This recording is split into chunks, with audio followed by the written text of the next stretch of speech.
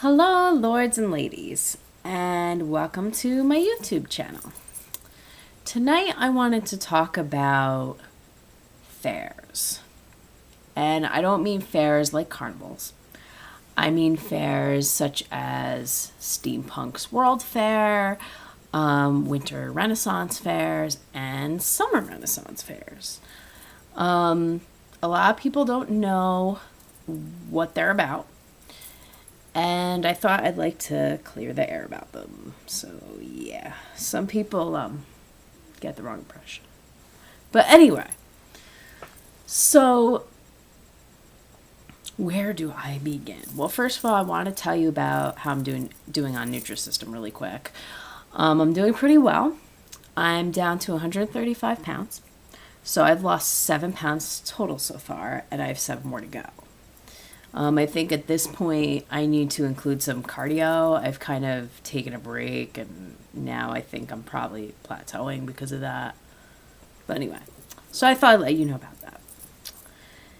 Now, okay, let's start with the winter fair. So there used to be this thing called Wicked Renaissance Fair, which it's moved a couple times. It was in Parsippany, New Jersey once. It was in Piscataway, New Jersey once or twice. It was in Somerset, New Jersey for a long time.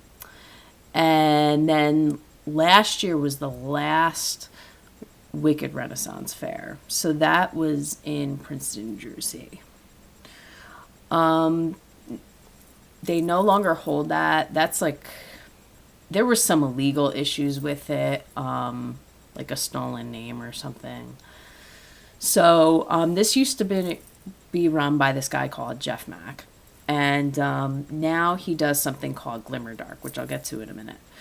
So the Wicked Renaissance Fair was for ages 16 over. It was specifically an adult fair. And it featured Renaissance, steampunk, goth, and some kink as well. So pretty much the type of thing you would see there were lots of different bands. That was my favorite part of it. Some of the bands featured are specifically the best ones. There's Frenchie and the Punk. There's Psycorp. There's Voltaire. Who else was there? There's Human Wine. There's a lot of different good bands. There was one year they had Rowan and the Rose, who's actually from, they either do the Maryland Renaissance Fair or the PA Renaissance Fair, one of those. So there's been another time they had Duo Vu, they're amazing. So they had some different acts in there that were not traditional for them for the Wicked Renaissance Fair, but it was pretty cool. There are burlesque shows like White Elephant Burlesque Society. They're pretty big in these types of events. Okay. So then you have your vendors, and the vendors are everything. There's Harsho Jack's Fangs. He makes specialty fangs. There's jewelry vendors. There's leather making vendors. There's clothing vendors, which sell, everything from steampunk clothes to Renaissance garb to goth to just your everyday type of stuff. There's a lot of different types of clothing around there. There's a stand that sells like flowers to put in your hair, like the fake flowers, and brooches and pins. There's a really good vendor that sells like cooking oils. There's a vendor that sells teas and coffees. There is always a room that was 18 over, and that would be the sex toy room and stuff. So that fair no longer exists. And what they did this year was they had Glimmer Dark Fair, which was a fair for all ages. You could bring your kids, and they were trying to appeal to a different type of demographic. So it was definitely like a PG-13. There was no kink or any of that shit there. It was definitely more like just regular family friendly music acts. The same thing with the vendors. There's also these things have places to eat inside, and you can get your alcohol as well. This fair was different because the Wicked Fair you could walk around with booze. This you couldn't because there were kids and stuff. And let's see. Okay, Steampunk World's Fair, which is also in New Jersey, usually in Piscataway, is everything steam powered, gears and things like that. Same thing, vendors, bands, etc. It's just the vendors are like mostly steampunk related, way more steampunk related. Like there's no goth at this event. Maybe a little Renaissance, but it's mostly like all steampunk everything.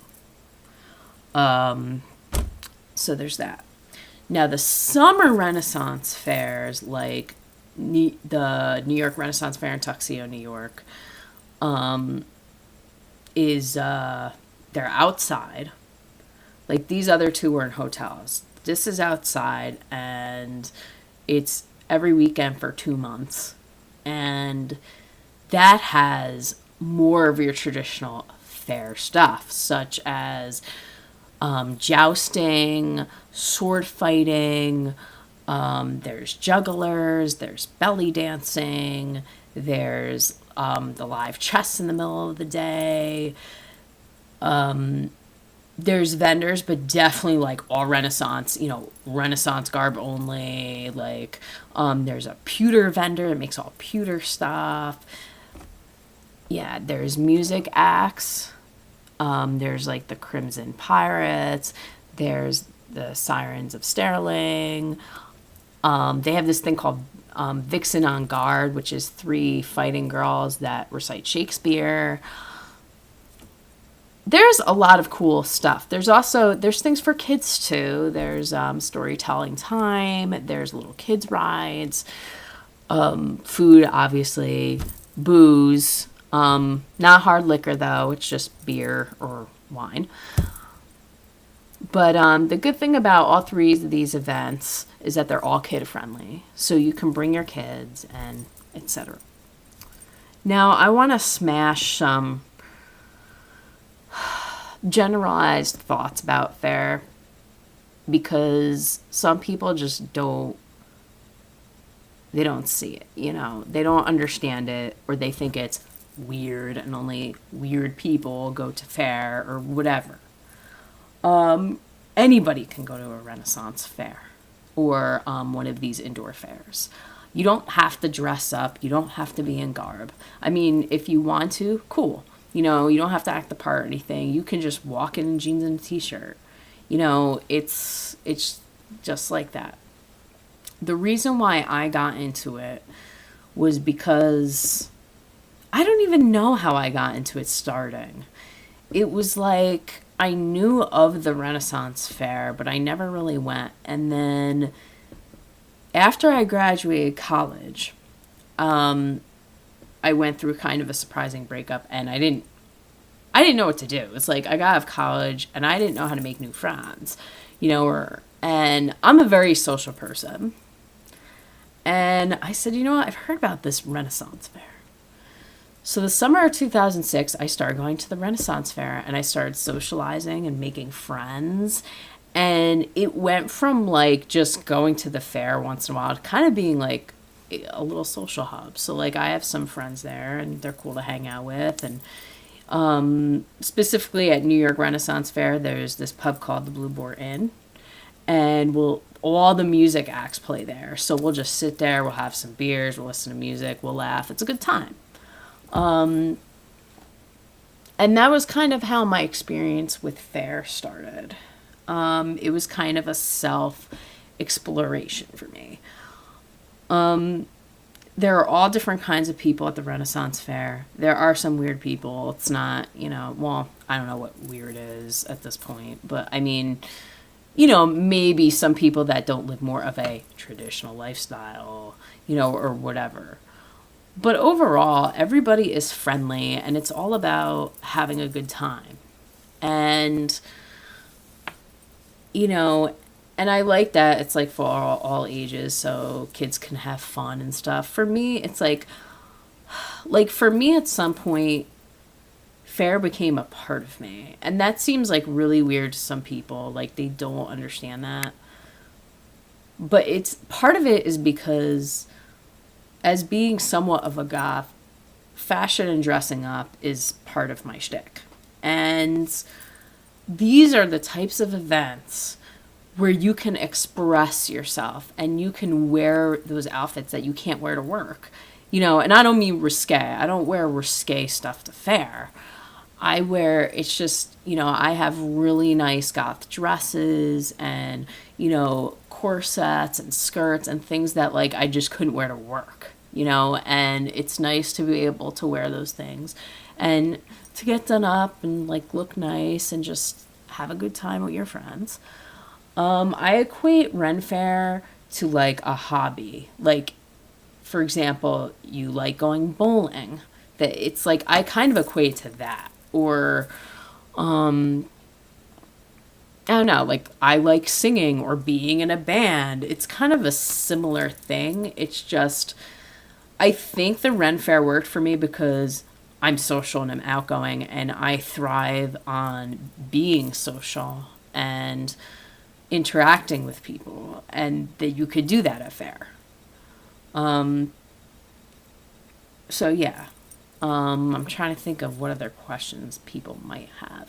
Oh, another thing is what you should do when you either have a friend or you're with somebody that like has no clue about Faire, like just no clue at all. They're kind of like, what is this shit? Um, it is good to kind of, I always think that the best introduction is a regular Renaissance fair, like New York Renaissance Fair, Maryland Fair, PA Fair, like one of the traditional just outside regular fairs before you get into the other types. Start with things that are familiar with them or that would be cool. Like, for example, if you're bringing a male friend or boyfriend to the fair, I think the best place to start off is going to sword fighting. They might find that really cool. Or, any type of like knives show. Beer. Hey, they have beer. You want some beer? Just start with more of the tradition, more things that they might think is awesome. And then branch out after that, show them that like, hey, you know what? You can come and teach your energies. You can bring kids. It can be a fun experience. It doesn't have to be weird or retarded or only the thing the freaks go to, like it's not like that. I'm trying to think of what other things people might have a question about. I mean, I guess I'm not going to get into costs and stuff. It can get pretty pricey to get into a fair. Like, the ones that are a whole weekend are really expensive. They're usually like $60 or $70. But the thing is, with those, you can go just one day, and then it's cheaper. So, like, you don't have to go a whole weekend. The fairs, like the New York Renaissance Fair, that are like every weekend for 2 months outside, they have different pass packages. So they have ones where it's like, okay, like this will be good for one day every weekend for the whole season. I think that might be a Queen's Pass, and then the King's Pass is like anytime. Like you can go every day a fair. You can buy tickets individually. Usually in February, so usually around now, they'll have some sort of like sweetheart discount thing where like normally the tickets are 20 something and you can get them for like $12, in a set of 4, something like that. So yeah, I mean, it's just a good thing to do to kind of liven up life, because I feel like I feel like people think that, oh, like, I'm an adult and I'm serious and like life is serious and that means like we can't do fun things now or something. And it's like, no, like, you, I feel like you can have both sides. You can have that serious life, but then still inject some fun into it. Like, oh, do a fair for a day or like go do this fun thing. I don't know. So I feel like this is a good way to like change things up for your family once a year. Like if you're like, man, blah, like what am I gonna do this year? You know. So I don't know. I think it's fun. And I think it's a good thing to go to. Now, yeah, there are some people that this is their like they're obsessed with it. I would say it's important to me. It is important to me, but I'm kind of realizing recently that it's not really the end of the universe if I miss it. It's just it's something that makes me happy. It's something that makes me smile. It's something that I have fun with and I like sharing it with people. I love taking somebody that's never been to Faire because it's exciting and like you get to show them around and I don't know. It's just something that makes me happy and it's nice to dress up. Other people this is like their life. Like, and it was funny because when I went recently, I was talking to two of my friends about this, that like we just like going to see the bands and shit and like wear like our dresses or whatever. But some people, they're just so good. Like they take Faire home with them. It's like Faire is everything. Their personalities are run Faire. Like they live life like a Renaissance fair almost. And I'm like, see, that's when it's too much for me. Like, I fucking love it, but it's like, okay, I go that day and I leave it there. It's not like my whole being, and that's where you have some extremists like that. There are some extremists out there where like the whole year they're going to Renaissance fairs or they're performing in them. Like I performed in them for a while, but it got to, and kudos to those people that do it every year, but there was a lot of drama eventually, and 90-degree heat and layers of garb was just not fun. And then you can't drink when you're the performer. So it's like, that kind of stinks. And the ones I performed in, I didn't even get paid. So after a few years of that, I was exhausted. And I'm like, if I'm not going to get paid, I want to do something like what I do now, like community choir. I'm like, at least I'm in a building. But anyway. So yeah, that is my overall like short summary of Faire and why I like it. I mean, basically for me, it's the dressing up, the shopping, and the bands. It's, it's hanging out with my friends and I don't know, just having a good time. And the thing about the Faire too is there's something for everyone and you don't have to participate in everything that goes on, and there's and I don't know, it's kind of hard because even like with the Wicked Renaissance Fair, for example, when they had some of the kink stuff, that's like in a separate room, and if you don't want to go in that room, you don't go in that room. Like I think maybe in my whole experience, the first time I went to one was in 2008. And I went into like one of those rooms once. And it was okay. But kind of after that, I was like, yeah, I really have no interest in this. But they put it in a separate room, so you don't have to look at it. And it says like warning, blah, blah, blah. Like there's a warning.